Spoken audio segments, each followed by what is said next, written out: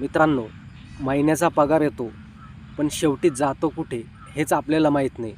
आपण पैसे तर कमवतो, खर्च पण करतो, पण पैसा मॅनेज करणं हे आपण कधीच करत नाही. आज मी तुमच्यासोबत शेअर करणार आहे एक असा नियम, तो म्हणजे 50-30-20 हा नियम पैशांविषयी.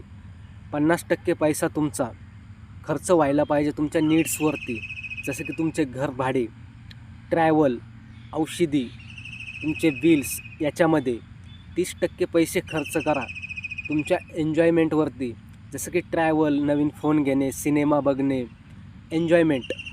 पण येथे पण कंट्रोलमध्ये. आणि जो शेवटचा नियम आहे मित्रांनो, तो म्हणजे 20% पैसा तुमचा हा इन्व्हेस्टमेंट झाला पाहिजे. Investment plus saving. त्यामध्ये इमर्जन्सी फंड, FD, RD, त्यामध्ये तुमचा म्युच्युअल फंड, SIP. कारण हा जो पैसा आहे आपल्याला हा नफ्यासोबत परत भेटतो. हा आहे मित्रांनो आजचा 50-30-20 हा नियम पैशांविषयी.